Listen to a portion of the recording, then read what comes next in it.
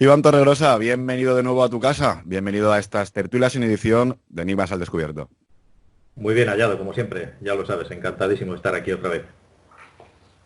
Iván, hoy vamos a tocar un tema que más adelante lo hablaremos también. Espero que esté el comandante José Campos, perdón, y el comandante Juan Reyes. Juan Reyes ya me dijo el otro día que en la tertulia de hoy no podía estar, está muy ocupado. Desde aquí mandarte un gran y fuerte abrazo, Juan.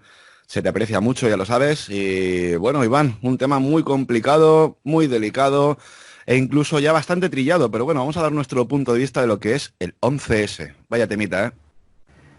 Sí, sí, que no se habrá contado ya, ¿no? Del 11S, pero cuánto de eso es verdad, cuánto es mentira, y sobre todo hoy lo que sí me gustaría es, sobre todo que la gente, aparte, independientemente de los datos que ya tenemos, que ya se han publicado, que sí que no, te lo puedes creer o no, hay unos hechos que han pasado y esos hechos se pueden tamizar por la razón, se pueden razonar unos cuantos hechos de los que pasaron ese día y hoy, entre tú y yo, los vamos a desmenuzar para que la gente se dé cuenta de cuántas incongruencias hay en realidad, simplemente incluso con las imágenes de vídeo de televisión que pudimos ver, ¿no? Con eso ya se pueden sacar un montón de conclusiones independientemente de los datos que nos den. Comentarle a toda la gente que nos escucha si tienen algún dato que aportar, alguna cosita que a lo mejor nos hayamos dejado en el tintero a lo largo de esta conversación, que lo tienen muy fácil, que nos escriban a nuestro muro de iVoox, cualquier cosita nos dejáis ahí vuestro mensaje y si surge la ocasión, pues nos volvemos a juntar, Iván, y intentamos resolver las dudas, si te parece. Hombre, claro, ten en cuenta que ya va a hacer 20 años, ¿no? De esto, y que para nosotros prácticamente, y sobre todo para la gente a veces es anteayer, pero habrá gente que escuche, a lo mejor gente joven que escuche el programa y diga, bueno, aquello que pasó hace tanto tiempo que a lo mejor ni siquiera habían nacido, ¿no? Pero en realidad, históricamente hablando, dentro de lo que es la industria de la aviación, los efectos se siguen viviendo, pero vamos, como si hubiese pasado hace 2 días. Me acabas de dar un mazazo diciéndome que han pasado ya 20 años. Sí, señor, el año que viene eran 20 años de esta tragedia, de este atentado, como algunos dirán, ¿no? Atentado de falsa bandera. 20 años, tío, yo me acuerdo que lo estaba viendo, joder, me acabas de dar un bofetón con toda la mano abierta. Ya me han llovido 20 años y no me había ni enterado. Imagínate, pues sí, sí, 20 años va a ser ya dentro de nada. Pues lo mismo, parece como algo, no sé, el euro cambió, pero el euro que lo tenemos como hasta como más asumido, ¿no? Que esto, ¿no? Decimos que el euro también hace 20 años, ¿no? Que lo tenemos y bueno, pues parece como que sí. Pero el 11S es que fue tan impactante que realmente lo tenemos tan vivo en la memoria y sobre todo esto que dices, ¿no? De que casi todo el mundo que lo vivió se acuerda lo que estaba haciendo en ese momento, ¿no? Lo que, cuando sobre todo la gente que lo vimos, ¿no? Directamente por la televisión, te acuerdas perfectamente dónde estabas y lo que estabas haciendo. Pero ahí lo tienes, 20 años ya casi. A mí me llama mucho la atención una de estas grandes situaciones, ¿no? que han pasado con todo esto, uno de esos grandes interrogantes que yo, por ejemplo, me pregunto, me preguntaré y me seguiré preguntando, creo que el resto de mi vida. Es que cómo puede ser que a partir de esa guerra fría de finales del siglo pasado, con esos servicios de inteligencia tan exagerados como tiene Estados Unidos, cómo puede ser que tanto control, tanta medida de seguridad, tanto espionaje y que pueda suceder este tipo de atentados en pleno siglo XXI? Claro, es que esa es la pregunta que habría que hacerse desde el principio siempre, ¿no? ¿Cómo puede ser que pasase esto, ¿no? ¿Cómo puede ser, exacto, con lo que tú dices, ¿no? Estaba todo en marcha, a lo único que podemos pensar es que a lo mejor era un momento, pues claro, eran unos momentos de bonanza, más o menos, los años 90, bueno, finales del 90, principios de los 2000, esto pasó, principios del 2000, eran unos años pues que la economía, y salvando excepciones, pues más o menos iba bien mundialmente, etcétera. Entonces, a lo mejor claro, se me ocurre pensar que, yo qué sé, que a lo mejor hubo ahí, aflojaron un poco en el tema, o si no, todo lo contrario, o si no, o bien dejaron que pasase, o como pienso yo, que ni siquiera pasó nada de lo que nos han contado, que eso con un poco de raciocinio, de sentido común, uno se puede dar cuenta perfectamente, ¿no? De todos los efectos que tuvo, ¿no? Ese hecho, cómo qué beneficiosos, entre comillas beneficiosos, fueron esos efectos para mucha gente, ¿no? Y cuánto dinero ganó mucha gente con eso. Bueno, pero esa sería la pregunta, ¿no? ¿Cómo puede ser lo que decía al principio, ¿no? Para ir razonando. Lo has dicho tú, con tantísima tecnología, tantísimos servicios de inteligencia, CIAs, etcétera, FBIs, ¿cómo se les escapa que unos terroristas están además en su casa, en su país, preparándose, porque me dice que han estado preparándose por ahí en las montañas de Altai, de no sé dónde, tal, en una base secreta, vale, pero es que estaban metidos dentro de su casa. ¿Cómo se les escapó ese detalle? El primer punto que ya es incongruente en todos los sentidos. Claro, Iván, es que hablamos de un gran servicio de inteligencia por parte de Estados Unidos, luego aparte el tema militar, radares, escudo antimisiles, todo lo que, bueno, el escudo antimisiles creo que es Israel el que tiene ahí uno casi perfecto, ¿no? Es tremendo. Pero tanta tecnología, tanto espionaje, el que se tenga controlada parte de la población, porque siempre se ha controlado parte de la población cuando hablamos, por ejemplo, de comandos terroristas, ese tipo de grupos. Ya sí que es cierto que a raíz de este atentado hubo un control sobre lo que es la población civil. Pero cuando hablamos de términos militares y demás, servicios de inteligencia, ¿cómo puede ser esta gente capaz, Iván, que ahora, ya que perteneces a la rama de la aviación comercial, cómo puede ser que estos señores sean capaces de hacerse con ese tipo de aviones, con esas características, con ese curso de avioneta, corrígeme si me equivoco, si no era el curso de avioneta, porque no era para más, y de repente se hacen con unos scooters, porque tampoco llevan pistolas ni llevan nada, con una pequeña hoja afiladita, son capaces de tomar el control de unos grandes aviones, de estrellarlos y de provocar esa catástrofe? Fíjate que así como lo estás describiendo, que es efectivamente como pasó, tiene cierta analogía, y aunque no nos vamos a meter en ese jardín, pero tiene cierta analogía con lo que está pasando ahora con el COVID, ¿no? Como una cosa tan efímera, ¿no? Como un señor comiéndose una sopa, hunde en la economía del mundo y el funcionamiento del mundo, ¿no? Pues lo mismo, ¿no? Tenemos ahí unos cuantos señores que deciden prepararse, ¿no? Como pilotos en Estados Unidos. En Estados Unidos, que la gente lo sepa, un chaval de 16 años puede sacarse la licencia de avioneta, ¿no? Que es lo que estaban estudiando ellos. Bueno, pues no sé exactamente, porque no tengo muy claro, es que esos son datos bastante imprecisos. Ya cuando hablemos con el comandante José Campos, igual él nos puede ahí iluminar más, porque él es comandante y sabrá más del tema, pero desde luego lo que no tenían era la licencia de piloto completa, de llevar un avión reactor comercial. Eso no lo habían hecho en su... Vamos a quedarnos en que eso no lo habían hecho en su vida, ¿vale? Entonces, una cosa tan difícil como llevar un avión de esos tamaños, luego hablaremos de las características, que esas sí que las sé, que he volado durante muchos años esos aviones, pues, no esos en concreto, claro, no ese mismo modelo, pues, cómo fueron capaces de conseguir lo que hicieron, como dices tú. Lo del cúter y lo del armamento que llevaron, bueno, pues eso hasta fíjate, que es lo que menos me sorprende, ¿no? Porque en aquellos años todavía la seguridad no es la que vemos ahora mismo, ni en los aeropuertos, ni en los aviones. Por ejemplo, entrar en la cabina de vuelo de un avión era relativamente fácil en esos años, porque las puertas de separación de la cabina eran unos simples mamparos que no tenían ni dispositivos de cierre. Sí tenían un dispositivo de cierre electrónico, la verdad que lo tenían, pero no se utilizaba nunca. Los vuelos se hacían siempre con esa puerta que uno simplemente te acercabas, empujabas la puerta, se abría y ahí tenías a los pilotos. Por lo tanto, el acceso era relativamente fácil. Y bueno, si ya tienes un scooter que has conseguido meter de alguna manera en el avión, bueno, y te decides hacer una escabechina, que se supone que es lo que hicieron, pues vale, lo más sorprendente es luego poderse hacer con el control de ese avión y acertar a lo que acertaron, que ahora lo veremos. Quería decir que poco tiempo después, la gente no se acordará, yo no sabría dónde buscarlo, pero poco tiempo después del 11S, aquí en España, unos periodistas, poco tiempo después, o sea, cuando ya se reactivaron todas las alarmas y estaba todo ya en plan de la seguridad, ¿no?, de los aeropuertos se incrementó muchísimo, unos periodistas consiguieron aún así meter una pistola en un avión, en un vuelo aquí en España. Y eso está filmado, sí. Consiguieron meterlo, lo llevaba una chica periodista, lo llevaba atrás, simplemente atrás, calado en el cinturón, en la espalda, y consiguió pasar todos los controles. Era una pistola falsa, eso sí, ¿vale? Pero era de metal, o sea, era con las mismas características, lo único que era, por si les pillaban del todo, para que no les cayese condena, ¿no? Era una pistola de metal, de verdad, en la espalda, y consiguieron grabarlo todo, hasta el avión consiguieron llegar con esa pistola. O sea, para que veas que realmente el que se propone hacer algo así, pues oye, puede llegar bastante lejos. El misterio está en hacerte con los mandos del avión y chocarlos contra un edificio monstruoso de grande y que todo se vaya al carajo, que eso ahora lo iremos, si quieres, lo vamos desmenuzando para que veamos cómo es prácticamente imposible que todo saliese tan bien, ¿vale? Iván, el otro día estuvimos comentando, ¿no?, la situación de no es lo mismo estar en el plano dimensional sobre tierra, que puedes ver a cierta altura unas torres, que estar ya en esa altura donde posiblemente todos los edificios, pues bueno, queden prácticamente en el mismo plano, ¿no? No vas a distinguir realmente la altura. Me imagino que tiene que ser también para empezar, si ya tiene que ser complicado hacerte con los mandos de ese avión sin tener nociones, o aunque tengas nociones, ¿no?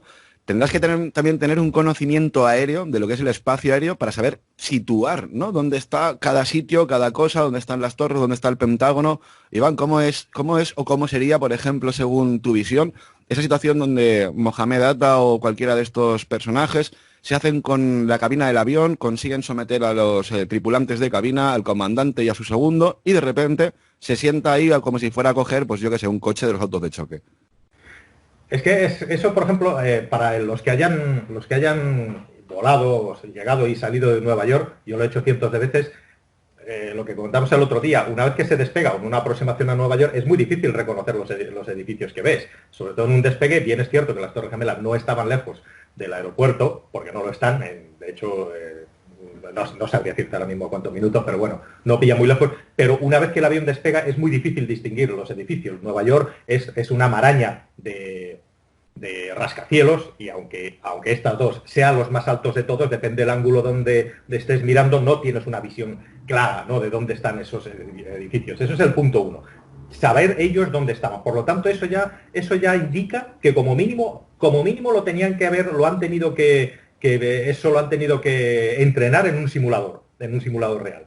Se supone que eso, pues oye, a lo mejor hasta es posible. Pero bueno, aún así, ellos consiguen hacerse con el avión en pleno despegue, cuando el avión estaba a X altura, y parece como que directamente sabían manejar ese avión, hacerse con los controles del avión después de un forcejeo, de una pelea, cuando el avión seguramente todavía no estaba puesto en automático, estaba en manual, porque en el despegue todavía a esa altura no se pone en automático. Después de un forcejeo se consiguen hacer con el avión y sin equivocarse, llegan y estrellan el avión contra el edificio. O sea, yo hubiera entendido que ese avión hubiese estado volando por ahí alrededor de Nueva York un tiempo, haciendo una serie de vuelos raros, hasta que da con el edificio y choca con él. Y no te digo más, que incluso podía haber fallado. O sea, hazte con el avión, no has llevado nunca. Además, los aviones de las Torres Gemelas eran Boeing 767. El Boeing 767 es un avión grande, es un avión de 2 pasillos. Y es un avión ya voluminoso, son más grandes que el que se chocó contra el Pentágono, ¿no? Pero bueno, ya te has hecho con esos mandos de un avión muy grande que no has llevado en tu vida, en pleno despegue, que todavía el avión no tiene la velocidad de crucero, por lo tanto las maniobras que haces no son ni mucho menos precisas, y a la primera, ¡pum!, coges y aciertas y le pegas en el edificio. Y viene el otro avión y hace exactamente lo mismo, con pilotos noveles, con pilotos que no tenían experiencia de vuelo, con pilotos que tenían que estar nerviosos después de una pelea, la cabina estaría llena de sangre, de las manos a lo mejor también, por lo tanto los cuernos, incluso los cuernos del avión, no se agarran de la misma manera. Tú sabes que, por ejemplo, en los asesinatos de apuñalamiento, uno de los problemas que hay es que el puñal se mancha de sangre y la gente, ellos mismos se hacen daño, ¿no? Y todo queda muy resbaloso, porque en la sangre, si algo tiene, es muy lubricante, ¿no? Bueno, pues no solamente el primer avión acierta, le pega al edificio, sino que el segundo también. O sea, el 100% de aciertos. Es que me parece un poco exagerado pensar eso, ¿no? O sea, que dos pilotos nobles cogen aviones grandes, uno acierta, segundo acierta, y no solo eso, sino que el edificio uno se cae, 17 minutos creo que fueron, después se cae el segundo edificio y se hacen un polvo los dos. Es como demasiado perfecto todo. Muchas veces, tú lo habrás oído también, cuando se habla de las misiones a la Luna, ¿no? La primera misión de Apolo 11 que fue a la Luna, sobre todo gente que entiende de filmaciones y de edición de películas y todas estas cosas, te dicen que cómo puede ser que saliese todo tan bien. O sea, que realmente las filmaciones, las imágenes y todo está bien. Bueno, y con eso hay una diatriba muy grande, ¿no? Hay muchas discusiones de cómo lo consiguieron hacer, cómo puede ser que no fallara nada y tal, y todas las imágenes son tan buenas, ¿no? Pues aquí pasa un poco lo mismo. ¿Cómo puede ser que les saliese tan bien con tan poco entrenamiento? Eso es lo que decíamos, razonándolo simplemente sin que me den datos, sin que me digan nada, yo digo, mira, que hubiese sido un avión el que se choca y el segundo le pega de refilón, vale. O un avión se hubiese chocado y el otro se hubiese ido al barrio de Queens, si hubiera, vale también. O sea, que algo tenía que haber salido mal, pero es que no salió mal nada. Le salió todo muy bien. Y eso ya es un poco mosqueante, por lo menos a mi parecer. Bueno, y así rizamos el rizo y le pegamos esa vuelta de tuerca al asunto, nos encontramos un tercer avión que impacta contra el Pentágono. Dadas las circunstancias, es, no sé, bajo mi entender y mi ignorancia, bastante complicado, por no decir técnicamente imposible, que un avión haga ese agujerito tan redondo, tan perfecto y haya sido capaz de hacer un vuelo rasante para impactar frontalmente contra el Pentágono. De hecho, a mí esta parte, la parte del Pentágono, me parece todavía más increíble que lo otro. Si lo de las torres ya me parecía increíble, lo del Pentágono ya me parece de verdad de película de Disney. O sea, aquí ya estamos hablando de un Boeing 757, ¿no? Es el que se estrelló contra el Pentágono. Es un avión. El Boeing 757 es el avión de un solo pasillo más largo que existe. O sea, es un avión realmente largo, tiene 42 metros de largo, por lo tanto no estamos hablando de un avión pequeñito, es un avión grande, ¿no? Caben más de 200 personas en ese avión. Y el Pentágono, que yo sepa, tiene, bueno, yo ya está, yo he pasado de frente muchas veces, pero no me he puesto a contar.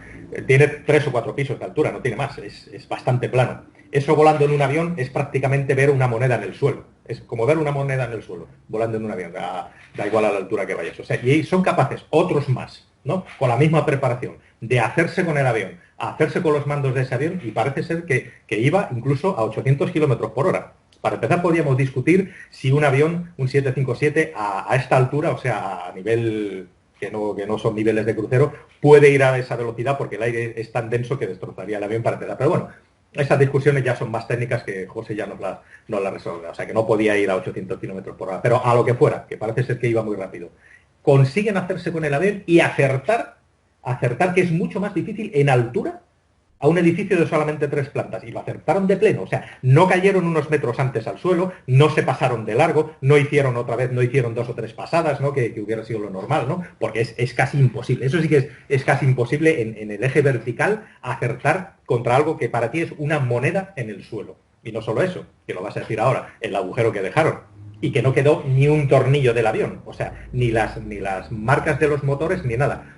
Y visto el agujero desde frente, el Pentágono tiene, incluso esto se puede ver todavía en las fotos que hay, si no las han quitado, no lo sé, pero de esto se habló y bastante además. Digamos que justo detrás, o sea, en la trayectoria del avión, el agujero que dejó en la fachada del Pentágono, en la calle anterior hay 2 farolas, que a esa altura tuvo que pasar el avión para impactar contra la fachada. Esas farolas tienen una separación de unas 30 y pico metros, que es menos de la envergadura de los planos del avión. O sea que si el avión pasó por ahí, las farolas se hubieran caído. Y no se cayeron. O sea, está el agujero del impacto y las farolas están de pie. Por lo tanto, el avión no pudo pasar por ahí.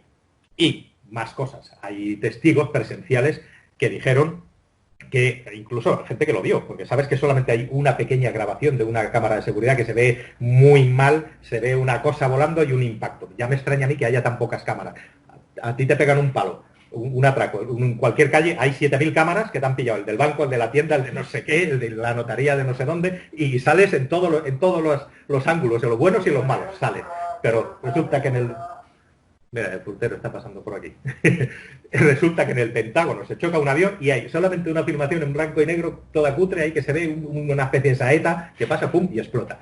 Sin dejar ni práctica, es que no quedaron restos del avión. También dijeron que es que los retiraron muy rápido y tal, todo muy raro. Y de gente que presencialmente estuvo allí, que dijeron que lo que escucharon fue un sonido como un zumbido casi eléctrico. Y un 757 lo que menos hace es un zumbido eléctrico. Desde luego es un avión bastante ruidoso, no es un avión moderno de ahora, de hecho ya no quedan muchos volando, sigue volando ese avión, hay algunos cargueros, incluso de pasajeros existe, el modelo, me refiero, pero es un avión de los años 90, o sea, tiene unos motores, no son tan eficientes como los de ahora y hace mucho ruido, y sobre todo si ese avión iba con los motores en marcha, no estaba aterrizando, estaba con la propulsión dada, o sea que tenía que hacer un ruido atronador. Pero la gente dice que no, que solamente escucharon un sonido, un zumbido, y luego la explosión.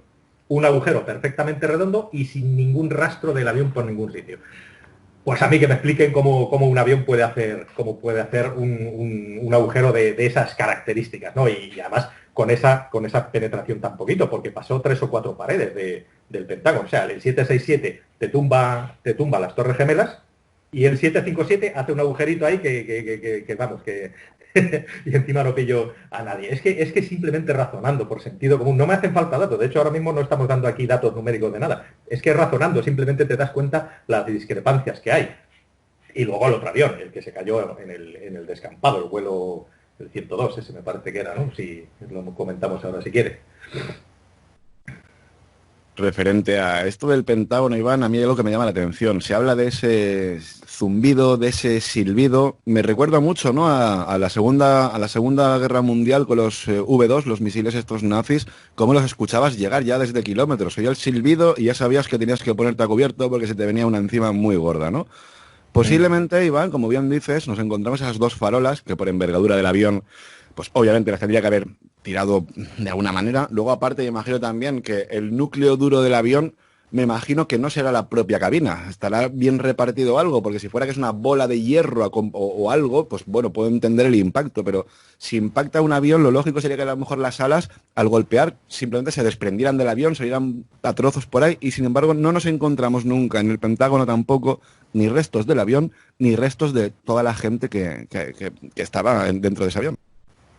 Claro, y ese avión iba lleno de combustible también, y un 757 tiene bastantes toneladas de combustible, y parece aquello, eso parece, el agujero que dejó en el Pentágono parece más una explosión puntual de un detonante o de un pequeño misil que pegar ahí, más que un avión. Un avión siempre deja mucha más huella que eso, y lo que dices tú, no quedó ni un trocito de pasajero, ni de avión, ni de nada. Y como mínimo, mira, las góndolas de los motores de los aviones, es esa pieza que baja del plano del avión y es donde está, digamos, colgado el motor. Pues esas suelen ser indestructibles, porque ahí aguantan todo el peso del despegue, todo el peso del vuelo, los motores, o sea, tiran de ahí y tiran del resto del avión. Por lo tanto, se dice, como siempre se dice, ¿no? Las góndolas de los motores de los aviones son indestructibles. Eso pues debe ser una aleación de titanio, de vete tú a saber de lo que está hecho ¿cómo se llama? El X-Men el Wolverine, Sí, el avioncito este de no,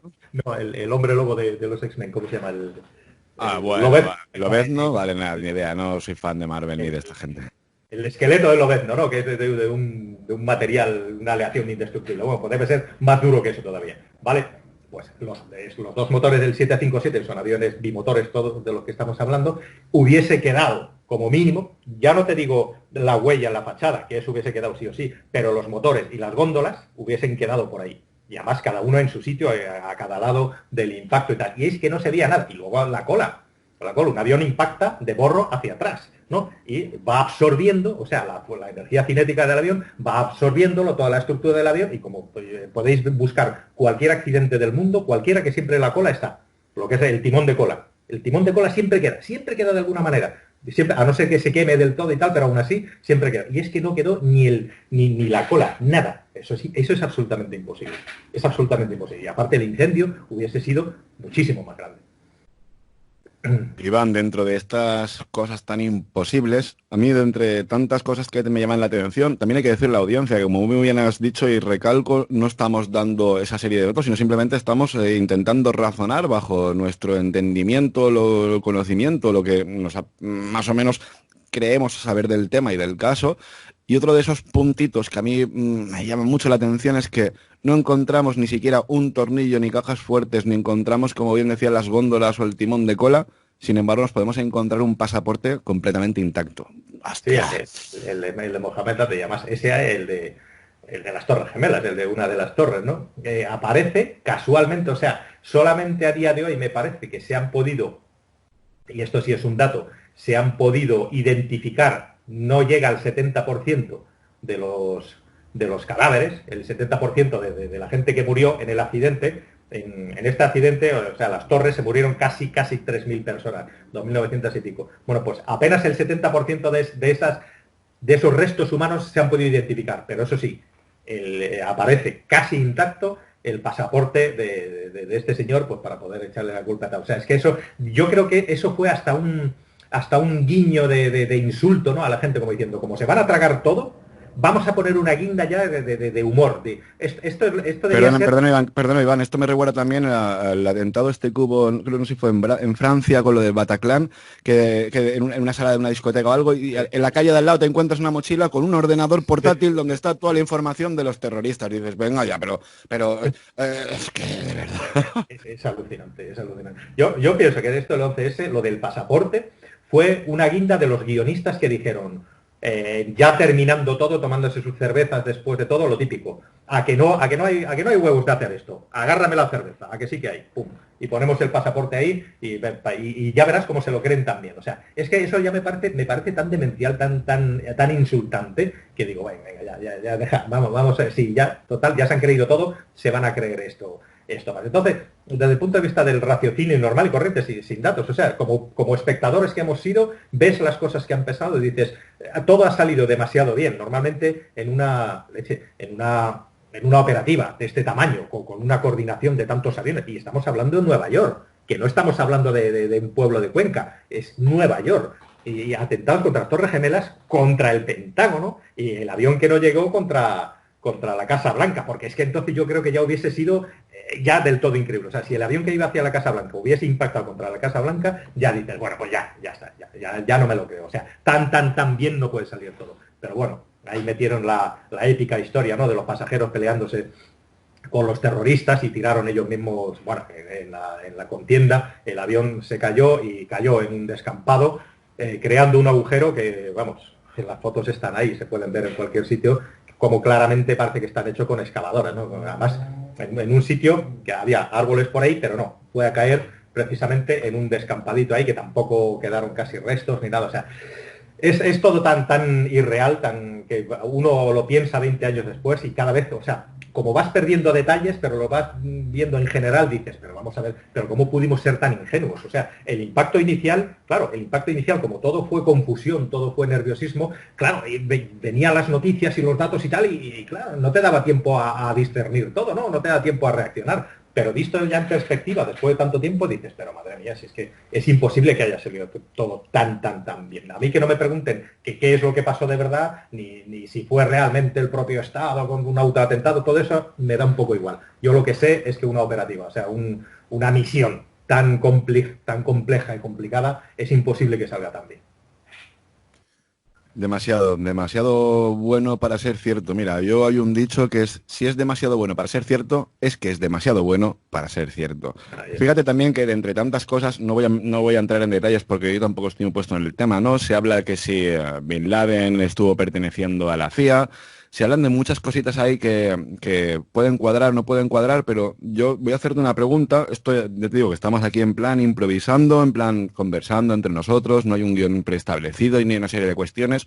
Pero a mí me llama mucho la atención, Iván, que a lo largo de la historia, sobre todo de estas últimas décadas, se producen muchos atentados siempre contra gente civil. Nunca nos encontramos un atentado en el Vaticano en el sentido de que no disparen al Papa, sino que pongan una bomba en el Vaticano, una bomba en las pirámides de Egipto, que atenten contra Israel. Hay algo que me llama mucho la atención. Teniendo a Israel tan cerca, tienes que ir a Estados Unidos a derribar 2 torres. ¿Por qué nunca se atenta, por ejemplo, contra lo que realmente está haciendo daño a la población, que son creencias religiosas, que son todo este tipo de movimientos y demás, y de repente quieres acabar con una gente que está en una discoteca, que a lo mejor hasta son convecinos o compatriotas tuyos? Hombre, nosotros cuando estudiamos los atentados terroristas, por son asignaturas que damos, ¿no? En los cursos de refresco que damos. Sí, perdona, eso lo dais, lo estudiáis, sí.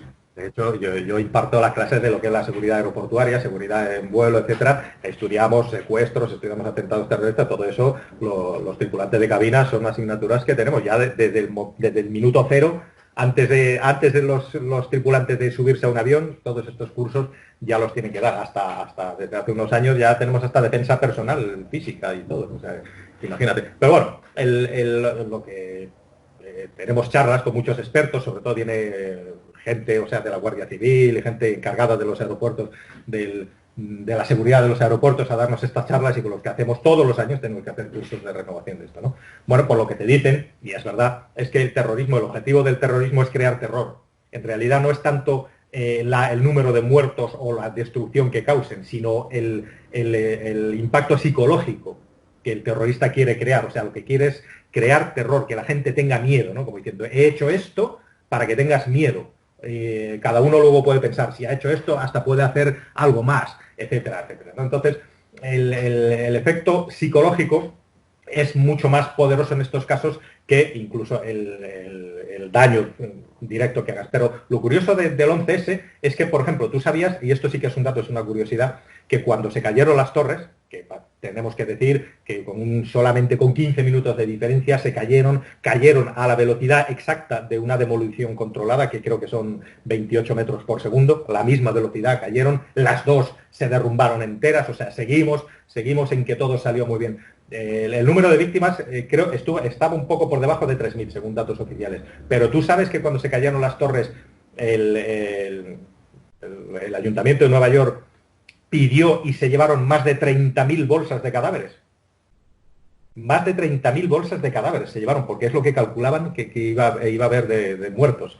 La verdad no lo sabemos, pero eso sí es cierto, eso es un dato que eso lo sabíamos desde el día cero. Se llevaron 30 y pico mil bolsas de cadáveres porque eso es lo que esperaban que se iban a encontrar. O sea que imagínate, realmente el acto terrorista como tal, como efecto, mató mucha gente, pero no fueron tantos, ¿no? Porque además era un día que casualmente coincidió, que había poca gente, lo que hablábamos, ¿no? El dueño de las Torres Gemelas, que se dice que sí sacó un seguro antiterrorista poco tiempo antes, lo que sí sabemos es que no fue a desayunar ni él ni su familia esa mañana a las Torres Gemelas, cuando hacía 12 años que sin faltar un día había ido toda la mañana. O sea, hay un montón de datos, pero no me quiero meter en ellos, porque claro, habrá quien te diga que es verdad, que es mentira, que es esto, que yo solamente quiero ver como si tú estuvieses en un cine, en una pantalla viéndolo, y dices, a ver qué me creo o no, a ver, y siendo una película, sacarle los fallos, ¿no? Que es lo que hacemos. Normalmente tú ves una película y le sacas los fallos, ¿no? Cuando quieren ser películas realistas. Pues esto es una película realista y desde el propio raciocinio, del sentido común, sacarle los fallos, que lo puede hacer cualquiera. Y es que tiene muchos fallos que dices, no puede ser que haya salido todo tan bien en el sentido del lado de ellos, claro, mal para nosotros, lógicamente. El tema es muy complejo, es muy complicado. Yo, sinceramente, en este previo, digamos, al programa que haremos sobre el 11S, donde ahí sí que vamos a intentar aportar una serie de datos y demás, yo quiero meter el dedo en la llaga. Es más, vuelvo a reiterar que no estamos hoy para dar datos, hoy estamos en plan conversación, dando nuestro punto de vista. Vuelvo a repetir a todo el mundo que si por alguna de aquellas tienen algún dato que quieran aportarnos y demás, ahí está nuestro muro de iVoox para que comentéis. Pero me gustaría remitir a todo el oyente a que nos fuésemos al edificio Windsor, a la Torre Windsor en Madrid, un edificio que estuvo ardiendo durante 4 puñeteros días seguidos. Ese edificio estuvo en pie. ¿Cómo puede ser, Iván, que una torre tan sumamente alta como son las Torres Gemelas, hablamos de 2, no de una, impacte el avión de la mitad hacia arriba, que lo lógico, no sé, a lo mejor el peso y demás, sí, pero hay tantísimas cosas que no me cuadran? ¿Cómo puede ser, Iván, que esas torres caigan como si fuera un castillo de naipes y los estuvieras soplando? Porque caen, como bien decías, no habías dicho 28 metros por segundo, esos datos yo los voy a dejar en el aire por si acaso nos estamos equivocando, pero sí que es cierto, y cualquiera que vea las imágenes se va a dar cuenta que como caen esas torres no es obvio ni es lógico después de un impacto de un avión. De hecho, años o décadas antes sí impactó una avioneta, vale, perfecto. Pero volvemos a lo mismo, la Torre Windsor en Madrid estuvo ardiendo 4 días y ese edificio nunca se cayó, nunca se desmoronó, nunca tuvo esa caída como si fuera una torre de naipes. Iván, cuando ves esas imágenes, realmente dices, hostia, aquí hay cosas que no cuadran.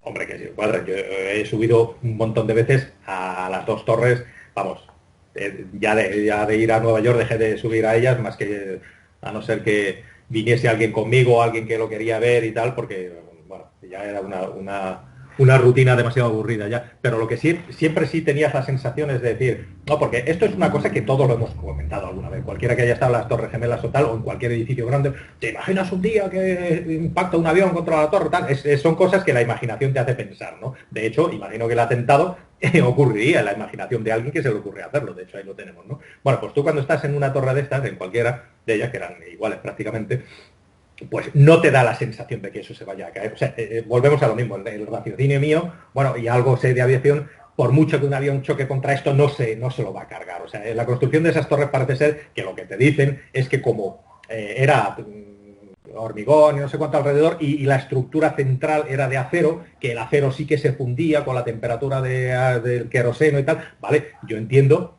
que el acero, donde pegó el queroseno y estuvo ardiendo tiempo, se funda.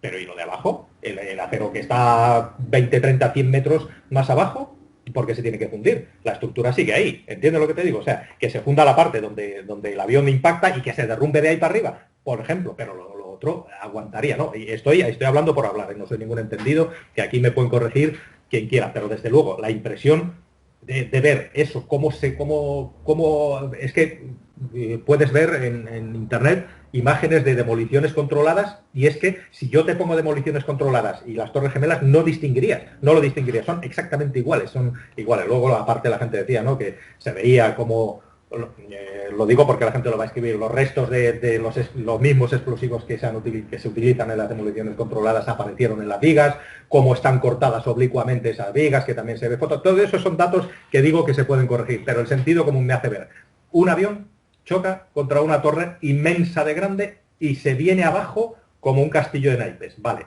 otro avión se choca contra una torre igual y pasa exactamente lo mismo, aunque la altura fue otra.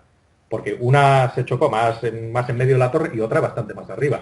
De hecho, incluso se devolvieron en orden inverso a los impactos. Pero bueno, da igual.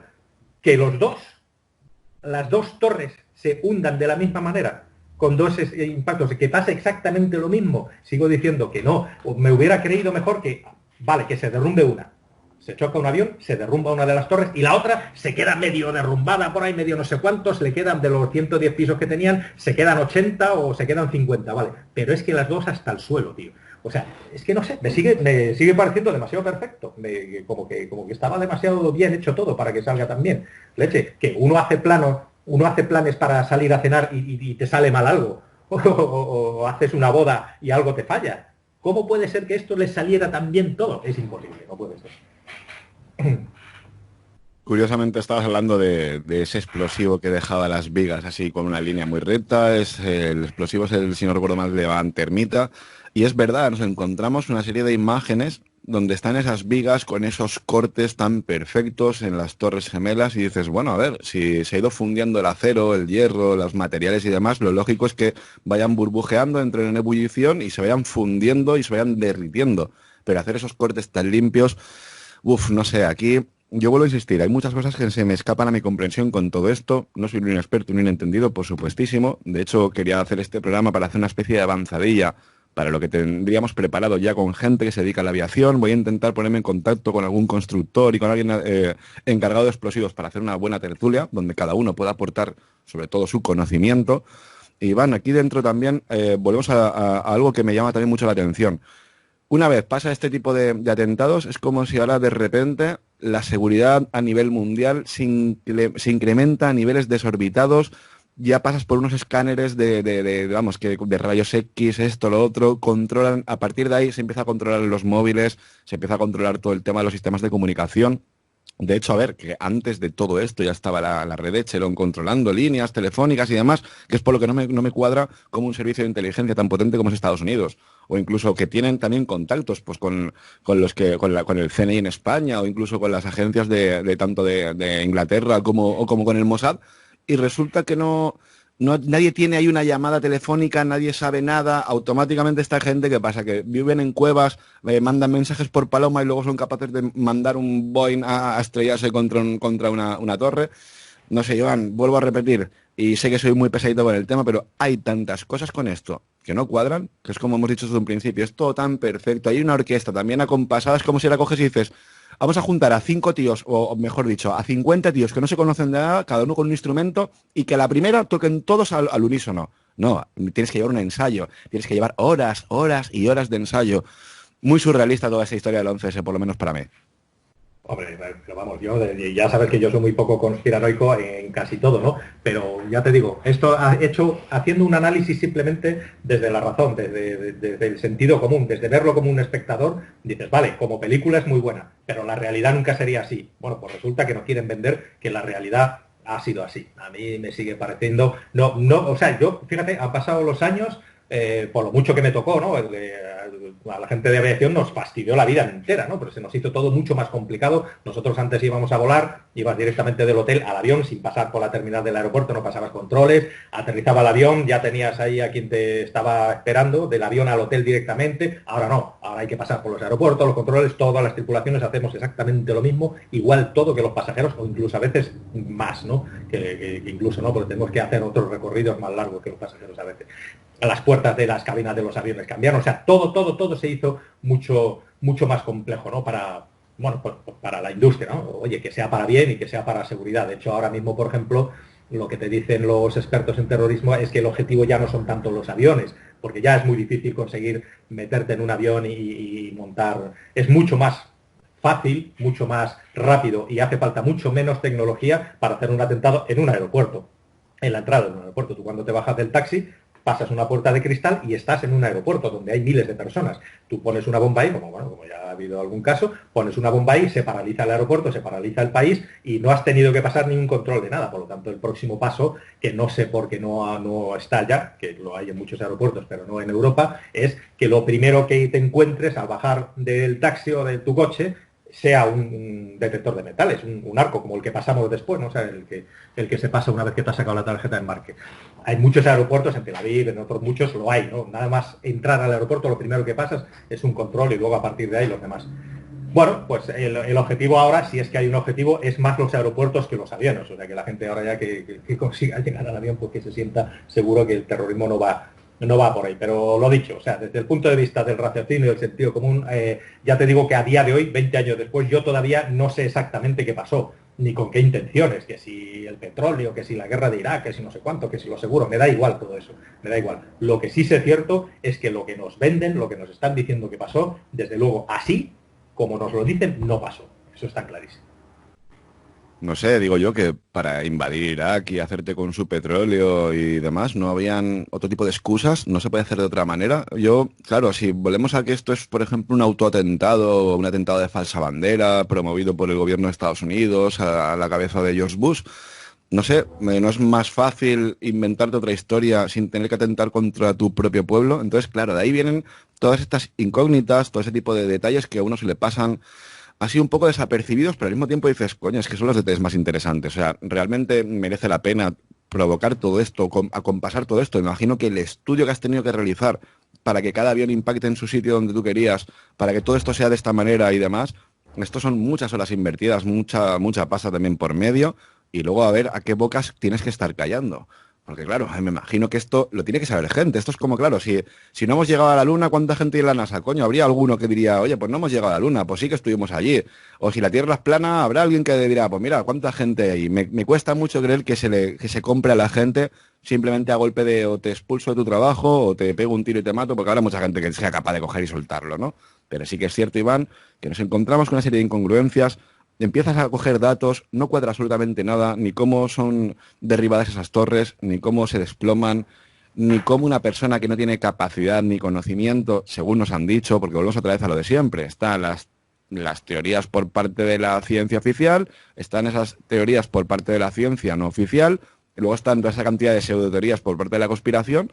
Pero si te pones a coger de un lado y de otro, pues a lo mejor todo tiene más sentido que si realmente decimos que tres señores que estaban como una puta cabra les ha dado por coger y hacer ese tipo de atentados simplemente a base de una cuchillita de afeitar, por ejemplo. No sé, Iván, vuelvo a repetir, me parece muy increíble todo esto.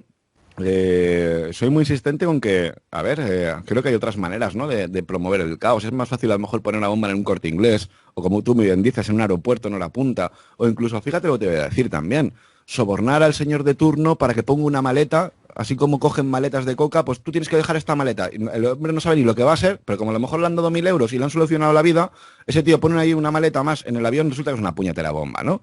Tanta complicación, tanta historia, tanta orquesta para organizar este atentado tan brutal para ir a conquistar Irak, para ir a hacernos por el petróleo. De verdad, todo es por la pasta, si es por parte de la conspiración, como bien dicen, es todo por el dinero. De verdad fue un atentado como nos dicen. No sé, Iván, yo creo que hay muchas cosas que no encajan y que creo que mientras que no sepamos la verdad, vamos a estar siempre con estas, entre comillas, discusiones y debates. Sí, lo que llama la atención de esto, bueno, la gente cuando se comenta de esto, ¿no? La cantidad de gente que se murió, ¿no? Casi 3.000 personas, según los datos oficiales y tal, pero bueno, que eso, que todo el mundo entienda, que para un gobierno de un país, si tiene que sacrificar 3.000 personas por algún objetivo, por pequeño que sea, aunque sea económico, lo hace, ¿eh? O sea, tampoco, lo comentamos el otro día, en cualquier guerra, en la Segunda Guerra Mundial, en una batalla de un día se moría más gente, ¿sabes? Y al día siguiente se volvía a morir más gente y se volvía a enviar más gente para morir, etcétera, etcétera. Vale que Y era lo un estamos estado viendo de hoy en día, guerra. Iván. Lo estamos viendo hoy en día cómo se ha podido seleccionar a ciertas personas mayores con el tema del COVID-19, ¿no? Cómo se hacen unos periodos selectivos y este entra porque tiene más capacidad de luego seguir aportando, este señor que ya está muy mayor, pues déjalo que se muera en su casa. Es que la gente tenga muy claro que para la población, para los gobiernos, son simple y llanamente números. Números en cuanto a tu productividad. Si lo que tú produces es positivo, en cuanto a dinero,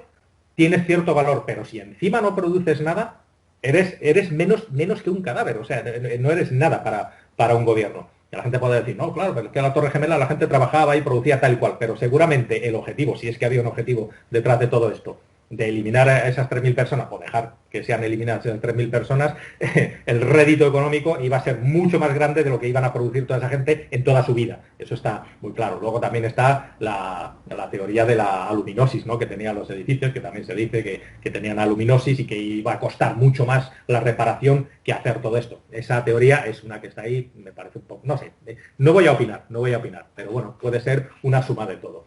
Pero que hayan dejado morir 3.000 personas no es una barbaridad para un gobierno. O sea, es una barbaridad, pero para un gobierno de cualquier país es una decisión que se toma y se toma, y que no le tiembla el pulso a nadie. Eso se puede ver en cualquier sitio. Entonces, si el objetivo que buscaban había que sacrificar a 3.000 personas o consiguieran o no el objetivo, que eso no lo sabemos, les da exactamente lo mismo que hayan muerto 3.000 personas, que no valemos tanto para los gobiernos. O sea, los seres humanos no valemos, de hecho no valemos nada. O sea, solamente valemos si servimos para producir.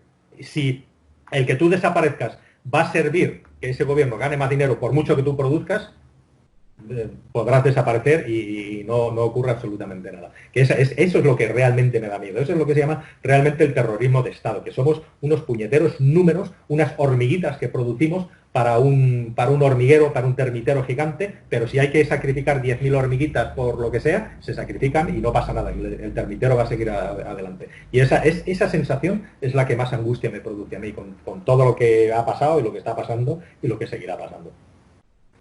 Qué triste, Iván. Qué triste cómo estamos observando, ¿no? Cómo a día de hoy hay ciertos gobiernos, por ejemplo aquí en España, donde han tomado esas decisiones. Está ahí luego el que si es verdad, es mentira.